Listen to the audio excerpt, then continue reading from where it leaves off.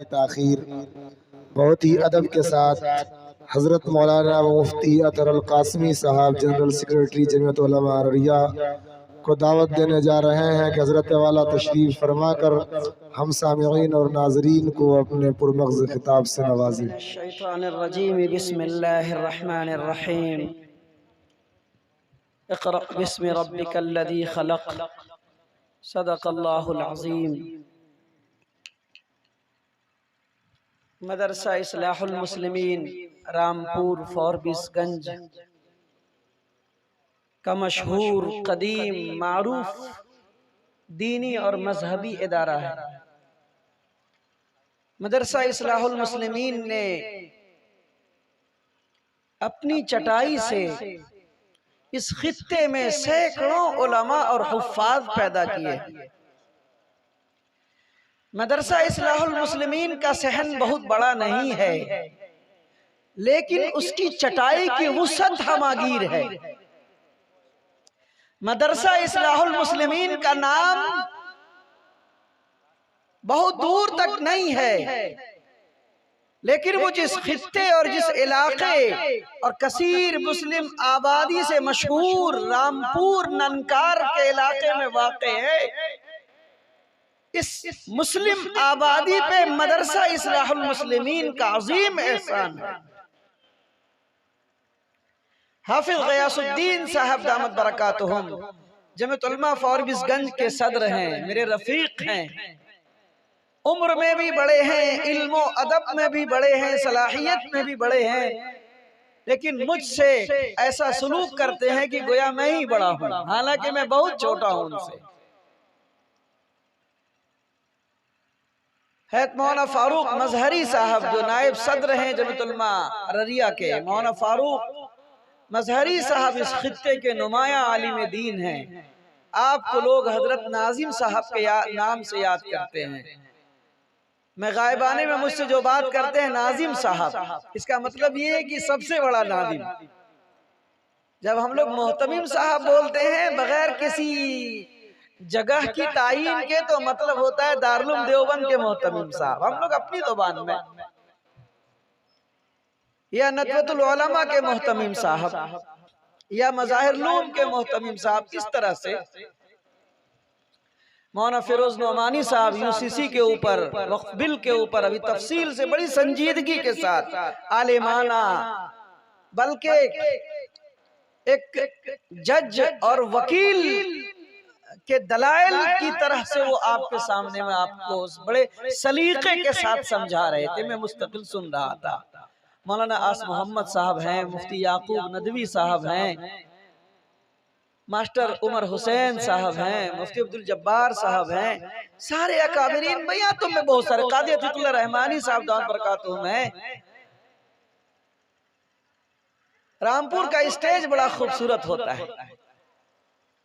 उलमा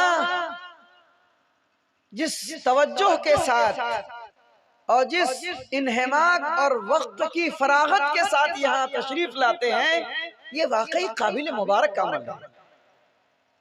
मैं तो जलसा में जाता हूँ, अभी भी एक जलसे से आ रहा हूँ, कल तो 5 जलसे किए हमने पूर्णिया अररिया में मिला के, और 7 घंटे मदरसे भी किए अल्हम्दुलिल्लाह, और 5 जलसे तो कल भी मुझे करने हैं नेपाल को शामिल करके। आज यहाँ बड़ी मोहब्बत के साथ आया, बिल्कुल वक्त नहीं था, लेकिन गयासुद्दीन भाई ने कहा कि नामुमकिन है कि तुम हमारी बात ना मानो, आना ही पड़ेगा, जैसे आओ जहां से आओ। और बड़े मजे की बात, एक जुमला उन्होंने मज़ाहिया अंदाज में कहा कि हर दिन आपका 4-5 जलसा है, 18 तारीख को तो सिर्फ 3 ही जलसा है, इसलिए एक जलसा ये भी होना चाहिए।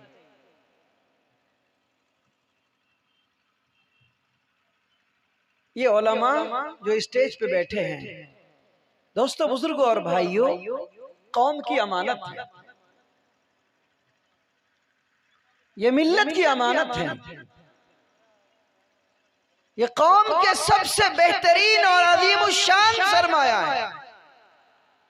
ये स्टेज पे जिन हस्तियों को आप समझते हैं कि ये भी फला है, फला है, फला है, नहीं, ये इल्मी अंजुमन है, ये कुतुब खाने हैं, ये दारुल इल्म है, ये दारुल हिकमत है, ये दारुल कुरान है, ये दारुल शरिया है, ये बैतुल हिकमत है, ये बैतुल असरार है,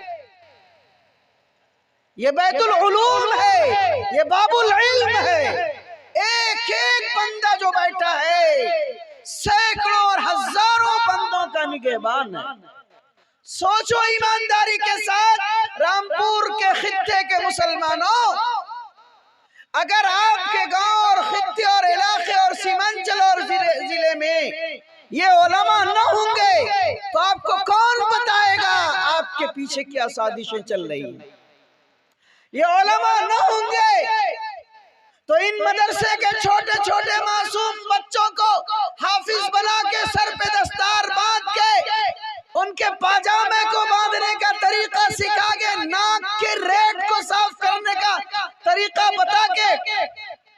हम लोग तो बच्चे थे ना, जब हमारे बाप रेलवे स्टेशन पे छोड़ने के लिए जाते थे ना, मशहूर है, लोग मजाक में इन बातों को बोलते हैं कि हम लोगों के बचपन में बाप इतने सीधे थे और हम लोग इतने सीधे थे, वो हाथ में कनस्तर दे देते थे और चाबी दे के गल्ला में लटका देते थे और कहते थे बेटा इधर से घुमाएगा तो ताला खुलेगा, इधर घुमाएगा तो ताला बंद हो जाएगा।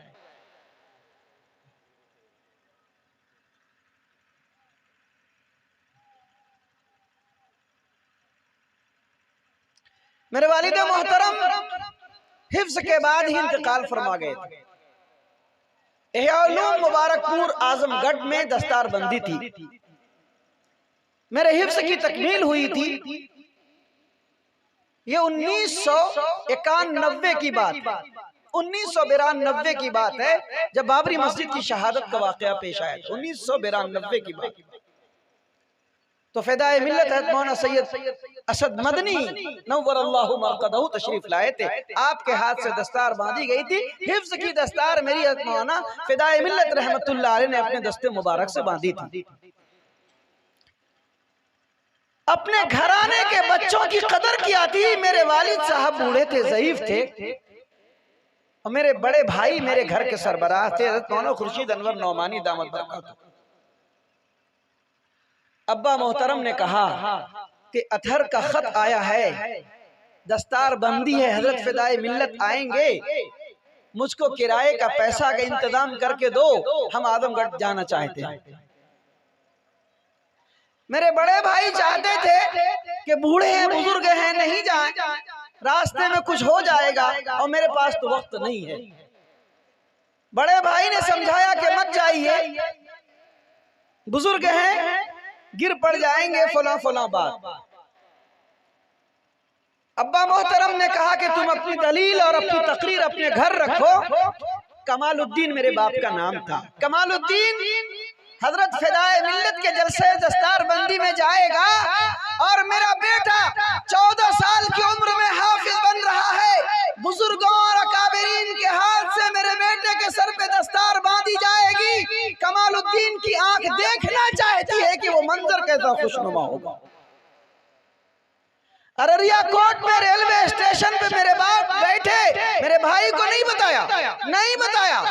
जब रेल चली गई, आगे निकल गई पूर्णिया से बाहर, तो जब अब्बा को खोजने के लिए मेरे भाई निकले तो लोगों ने बताया कि तुम्हारे बाप तो चले गए बेटे की दस्तारबंदी में आजमगढ़।